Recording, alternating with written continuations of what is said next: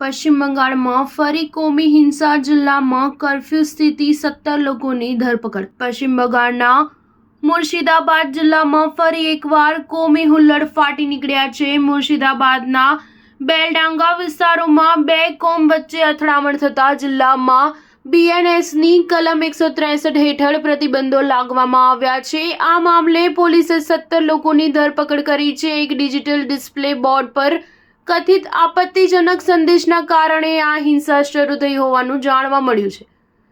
Police અધિકારીએ જણાવ્યા અનુસાર બેલડાંગામાં કાર્તિક પૂજા પંડાલની નજીક બનાવવામાં આવેલા કામચલાઉ ગેટ પર લગાવેલા ડિજિટલ ડિસ્પ્લે બોર્ડ પર હિન્દુ મુસ્લિમ વચ્ચે લડાઈ કરવાના અર્થે ધર્મ વિરોધી સંદેશના કારણે અથડામણ સર્જાઈ હતી, જેમાં મુસ્લિમ સમુદાયના એક વ્યક્તિએ સોશિયલ મીડિયા પર લોકોને ઉશ્કેરવા ધર્મ વિરોધી નિવેદનો રજૂ કરી હિન્દુઓને ધમકી આપી હતી.